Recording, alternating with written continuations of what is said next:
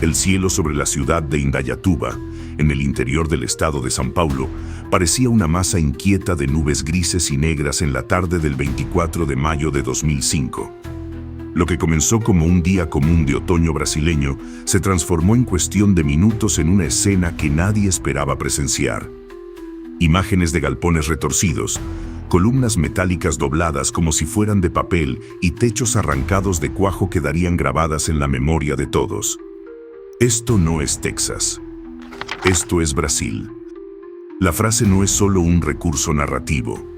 Para la mayoría de los brasileños, los tornados eran un fenómeno televisivo, algo que se veía en noticieros extranjeros sobre el medio oeste norteamericano, no en su propio país. Pero esa tarde, la realidad cambió de golpe. El viento no solo se llevó casas y tejados, atravesó zonas industriales completas, devorando fábricas, destruyendo inventarios, paralizando cadenas de producción y dejando una estela de pérdidas multimillonarias. Así comienza la historia del tornado industrial de Brasil, un episodio que arrasó en cuestión de minutos lo que tardó décadas en levantarse. Brasil y los tornados. Un riesgo subestimado. Cuando se piensa en tornados, la mente viaja de inmediato hacia el medio oeste de Estados Unidos. Estados como Oklahoma, Kansas o Texas han hecho del fenómeno parte de su identidad, refugios subterráneos, sistemas de alerta sofisticados y hasta una cultura popular que los incorpora en películas y noticieros. Pero Brasil rara vez aparece en esa conversación. Y sin embargo, el sur del país, y especialmente los estados de Río Grande do Sul, Santa Catarina, Paraná y São Paulo, poseen todas las condiciones atmosféricas necesarias para que se formen supercélulas capaces de generar tornados. La clave está en la geografía y el clima. Brasil se ubica en una franja donde confluyen masas de aire muy distintas, desde el aire frío que desciende de la Patagonia y los Andes australes hasta el aire cálido y húmedo que asciende desde la Amazonía y el Atlántico tropical. Cuando estos sistemas se encuentran sobre las llanuras del sur y del sudeste, el resultado puede ser explosivo. En términos meteorológicos, se trata de la combinación de tres factores. Inestabilidad atmosférica, cuando el aire cálido y húmedo se eleva rápidamente, generando nubes de gran desarrollo vertical. Cizalladura del viento, la diferencia en la velocidad y dirección de los vientos en distintos niveles de la atmósfera, condición necesaria para que una tormenta pueda rotar. Fuente de humedad y energía, proporcionada por el Océano Atlántico y por las masas de aire que se cargan de humedad en la Amazonía. El resultado puede ser la formación de una supercélula, la reina de las tormentas, aquella que contiene un mesociclón, un vórtice de aire en rotación, capaz de engendrar tornados. Durante décadas, la percepción popular en Brasil fue que los tornados eran rarísimos. Y si bien no alcanzan la frecuencia de Estados Unidos, los registros muestran que son más comunes de lo que se creía. El Centro de Monitoramiento y Alerta de Desastres Naturais Norte ha identificado decenas de eventos significativos en las últimas décadas. Ciudades como Guaraciaba, Xanxerê, Lages o Itaperuna han sufrido embates similares, algunos con pérdidas humanas. El problema radica en que, al no considerarse una amenaza prioritaria, Brasil no desarrolló un sistema robusto de monitoreo ni de respuesta específica. La mayoría de las ciudades carece de sirenas de advertencia o de protocolos de evacuación ante tornados. Las construcciones, en su mayoría de mampostería simple o de estructuras metálicas livianas en parques industriales, no están diseñadas para resistir ráfagas superiores a 150 km/h. Así, cuando el tornado golpeó Indaiatuba en mayo de 2005, la sorpresa no fue solo meteorológica, fue cultural. Las imágenes de fábricas derribadas y de calles llenas de escombros parecían ajenas, como si hubieran sido importadas de un noticiero estadounidense. Pero no lo eran. Estaban en pleno corazón paulista. Brasil descubrió entonces que los tornados no son una curiosidad extranjera. Son una amenaza real, latente, que puede emerger en cualquier tarde de tormenta cuando los ingredientes se combinan en la atmósfera. El caso de Indaiatuba puso el tema sobre la mesa. Los medios nacionales comenzaron a preguntarse, ¿con qué frecuencia ocurren estos fenómenos en nuestro territorio? ¿Podría repetirse en otras ciudades industriales? Y la respuesta, basada en la ciencia, es clara. Sí. Los tornados en Brasil no son un mito, ni un accidente aislado. Son parte de la climatología del país, aunque la mayoría prefiera ignorarlo. Esa subestimación se convirtió en uno de los grandes factores de vulnerabilidad frente al desastre del 2005. Porque cuando se desconoce el riesgo, no se prepara la respuesta. Y cuando no hay respuesta, las pérdidas se multiplican. La mañana del 24 de mayo de 2005 comenzó como cualquier otra en Indaiatuba.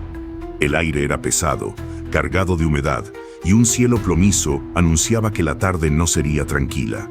Sin embargo, nadie imaginaba lo que estaba por venir. A primeras horas, los radares meteorológicos ya mostraban núcleos de tormenta avanzando desde el oeste del estado de São Paulo. Se trataba de un frente frío que empujaba aire más denso desde el sur, chocando con masas cálidas que permanecían sobre el interior paulista. La combinación era peligrosa, aunque en aquel entonces pocos la interpretaron con precisión. Alrededor de las 3 de la tarde, testigos recuerdan que el viento comenzó a cambiar de dirección y la luz del día se tornó extraña. Algunos describieron el cielo con tonalidades verdosas, un signo clásico de tormentas severas. La presión atmosférica descendía rápidamente y un silencio inquietante se extendió antes de que la tormenta estallara. Minutos después, la supercélula mostró su verdadero rostro. Una nube en embudo descendió del cielo y tocó tierra en las afueras de la ciudad. No era un simple remolino de polvo. Era un tornado bien definido, con múltiples vórtices internos que giraban alrededor de un núcleo principal. El fenómeno avanzaba con violencia, levantando árboles, postes y fragmentos de construcciones en su camino. El trayecto del tornado fue breve pero devastador. Se desplazó sobre una franja que atravesaba directamente una de las zonas industriales de Indaiatuba. En cuestión de minutos, galpones completos fueron arrasados.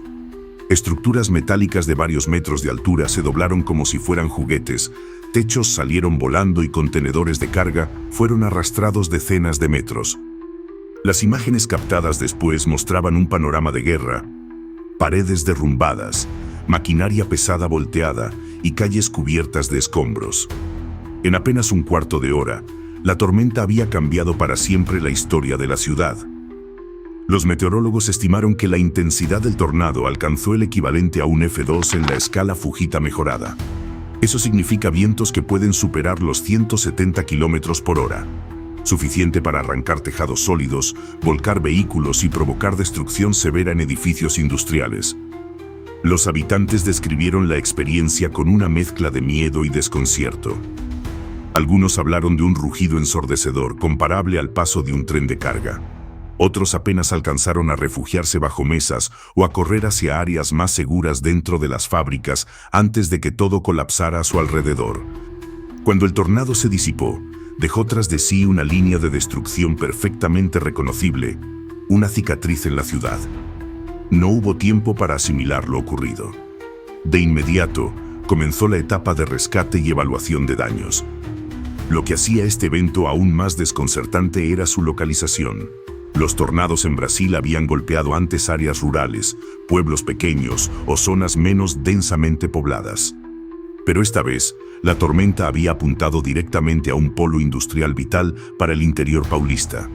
Y eso multiplicaría las consecuencias en todos los niveles, económico, social y político. Esa tarde, Indaiatuba dejó de ser una ciudad conocida solo por su crecimiento económico y su proximidad a Campinas. Pasó a convertirse en el escenario de uno de los tornados más recordados de la historia reciente de Brasil. Cuando el viento se calmó y el rugido del tornado se disipó en el horizonte, la magnitud del desastre quedó expuesta ante todos. La zona industrial de Indaiatuba se había convertido en un campo de ruinas. Allí, donde horas antes funcionaban fábricas y centros de distribución, se extendía un paisaje de acero torcido y cemento reducido a escombros. La franja de destrucción fue precisa y brutal. Galpones metálicos, diseñados para almacenar toneladas de mercancías, quedaron derribados como si hubiesen sido de cartón. Estructuras de acero reforzado se doblaron en ángulos imposibles, recordando la fuerza invisible que había pasado por encima de ellas. Grandes techumbres fueron arrancadas de cuajo, volando decenas de metros para incrustarse en otras naves industriales. Entre las empresas más afectadas estaban fábricas de maquinaria, depósitos de logística y centros de distribución que abastecían a toda la región. El cálculo inicial de daños superó los 97 millones de reales. En cuestión de minutos, el tornado había borrado inversiones de años y paralizado cadenas enteras de producción. El testimonio de un trabajador de la época, recogido por la prensa local, era contundente. Vi cómo el techo de la fábrica se levantaba entero, como si fuera una hoja de papel. Corrimos sin mirar atrás. Cuando salimos, todo estaba destruido. Las calles adyacentes parecían un laberinto de restos industriales. Camiones volcados, contenedores arrastrados varios metros, maquinarias retorcidas e inservibles. En medio de los hierros doblados, trabajadores y vecinos buscaban lo que quedaba de sus pertenencias. Las imágenes captadas por la televisión mostraban el corazón productivo de Indayatuba en ruinas. Para una ciudad en expansión con fuerte dependencia de su polo industrial, el golpe fue devastador. No se trataba solo de infraestructura.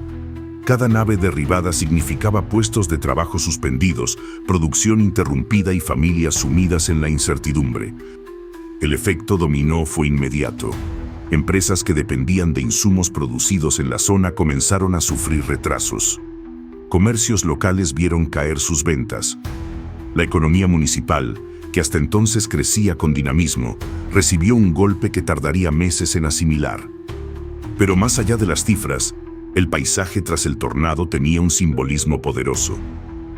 El acero torcido, los ladrillos esparcidos, las vigas caídas, eran la representación física de la vulnerabilidad.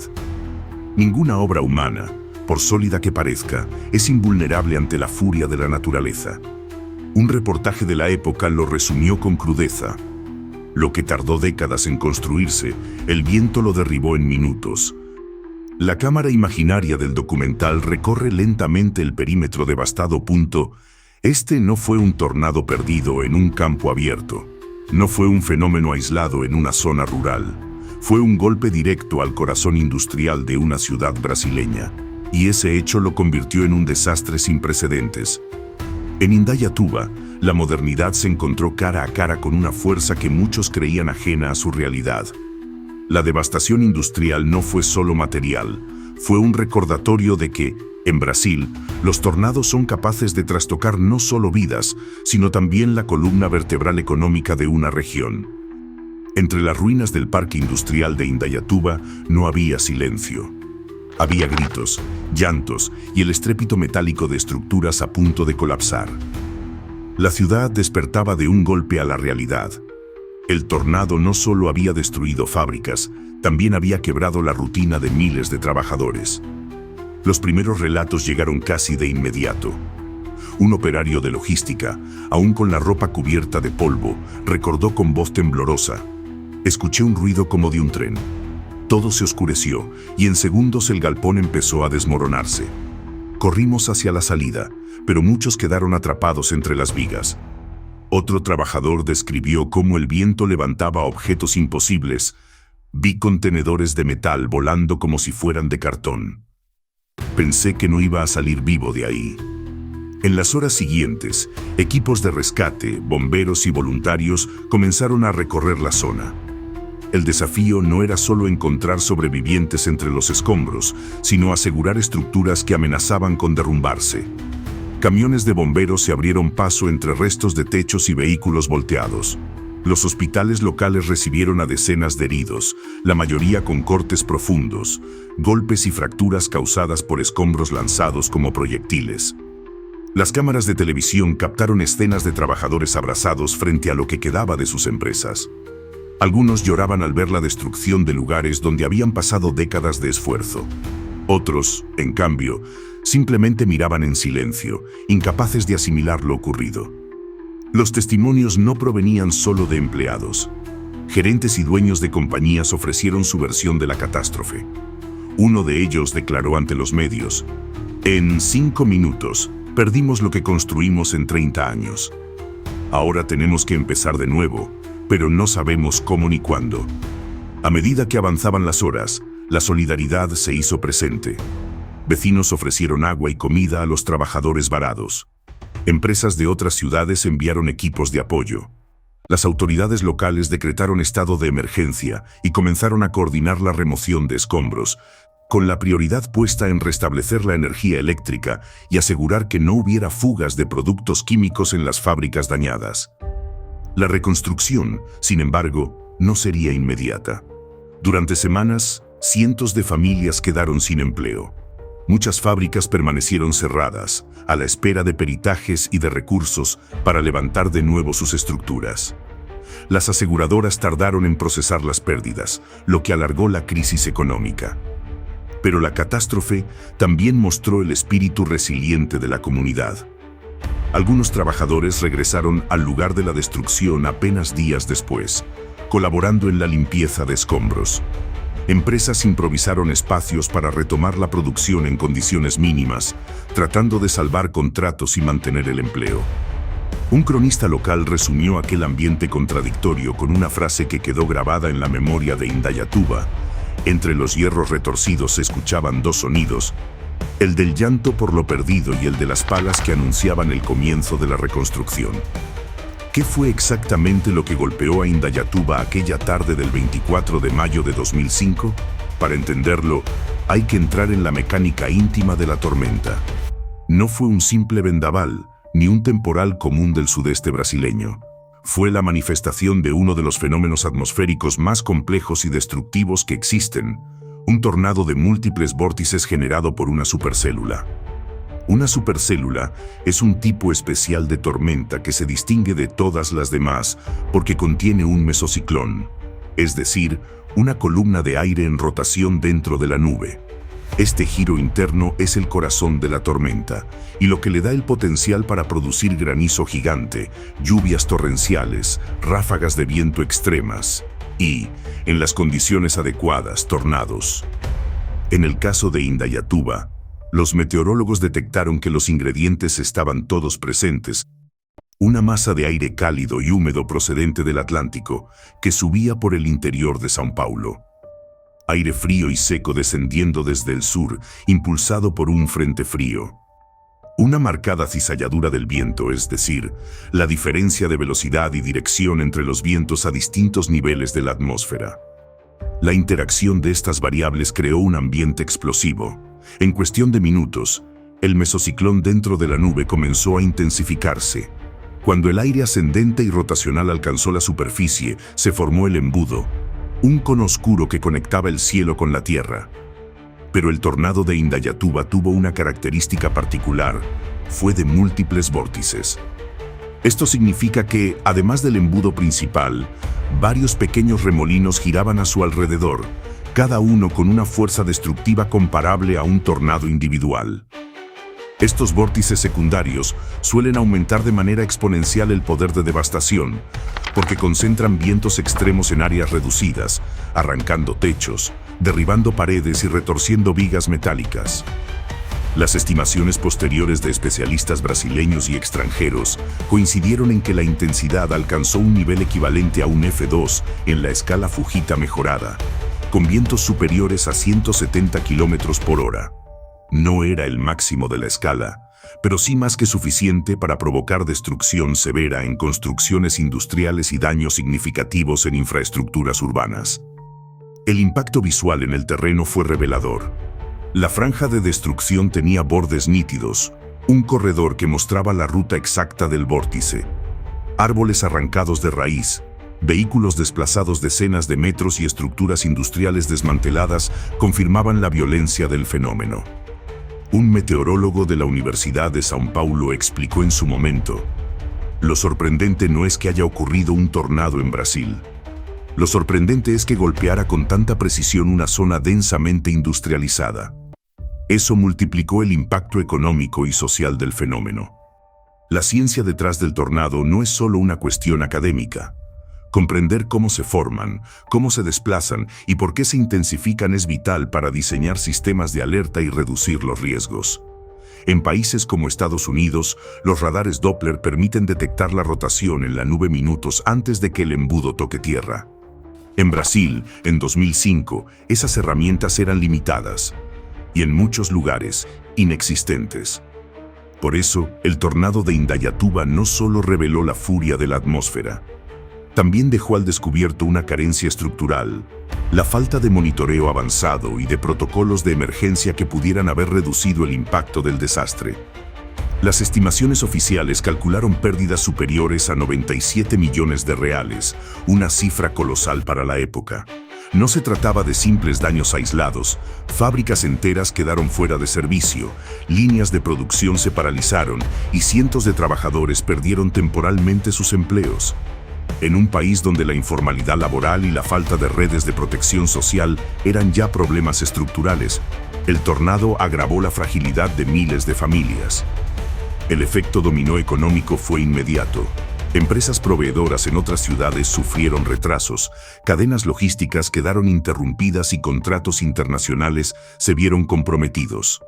Lo que comenzó como un fenómeno meteorológico local se transformó en un problema regional que afectó la competitividad industrial paulista. Pero quizá lo más revelador del desastre fue la constatación de que no existían protocolos específicos para tornados en Brasil. A diferencia de Estados Unidos, donde cada ciudad del tornado Ali cuenta con planes de emergencia, simulacros escolares, refugios subterráneos y sistemas de alerta temprana, en Indaiatuba la población fue sorprendida sin aviso. Nadie recibió una alerta previa.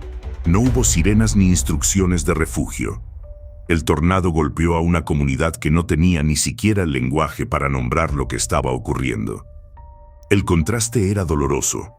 Mientras en otras latitudes los tornados forman parte del calendario anual de desastres y se gestionan con cierta previsibilidad, en Brasil se los consideraba fenómenos exóticos, improbables. Esa falta de cultura de prevención se tradujo en un nivel de exposición altísimo. Los edificios industriales, diseñados solo para optimizar costos y funcionalidad, no contemplaban refuerzos estructurales frente a vientos extremos. En muchos casos, techos livianos y estructuras metálicas colapsaron en segundos. La ausencia de protocolos también se notó en la fase de respuesta inmediata. Los bomberos locales, sin entrenamiento específico para colapsos industriales a gran escala, improvisaron sobre la marcha. Hospitales que no tenían planes de contingencia ante emergencias masivas enfrentaron una repentina afluencia de heridos. Y el gobierno local tardó días en coordinar una estrategia de reconstrucción que atendiera tanto a las empresas como a las familias afectadas. Un analista de la época lo resumió con crudeza. El tornado fue un fenómeno meteorológico. El desastre fue humano. La diferencia la marca la preparación. El costo oculto, por tanto, no estaba solo en las cifras de las aseguradoras ni en el acero doblado. Estaba en la conciencia nacional de que Brasil había subestimado un riesgo real. El evento de Indaiatuba demostró que, aunque menos frecuentes, los tornados pueden tener en Brasil un impacto tan destructivo como en cualquier otro lugar del mundo. Sin embargo, el país no reaccionó con la contundencia que se esperaba. A pesar de la magnitud del desastre, no se implementaron de inmediato sistemas de alerta temprana ni programas nacionales de preparación frente a tornados. Las discusiones se diluyeron con el tiempo, y la memoria del fenómeno quedó confinada a los archivos locales y a la experiencia traumática de quienes lo vivieron. El tornado de Indaiatuba no fue solo un episodio meteorológico aislado, fue una advertencia. Una advertencia que mostró con crudeza que Brasil no está al margen de los grandes fenómenos atmosféricos y que su infraestructura, su cultura de prevención y sus protocolos de emergencia no están preparados para enfrentarlos. Aquel 24 de mayo de 2005, el viento no se limitó a destruir galpones y fábricas, arrancó también la falsa seguridad de una nación que durante décadas creyó que los tornados eran problemas ajenos, confinados al mapa del Medio Oeste norteamericano. El espejo que dejó este evento es incómodo. Revela la vulnerabilidad de las ciudades industriales, la fragilidad de los sistemas de respuesta y la necesidad urgente de integrar la ciencia meteorológica en la planificación urbana y económica del país. Porque si algo nos enseña la historia de Indaiatuba, es que la pregunta no es si volverá a ocurrir, sino cuándo y dónde sucederá el próximo. Brasil enfrenta el desafío de reconocer que su geografía y su clima lo colocan en la ruta de tormentas potencialmente severas. La preparación, las alertas tempranas y la educación de la población no son lujos.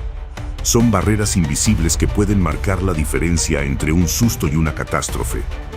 En Indayatuba, en cuestión de minutos, se derrumbaron décadas de progreso.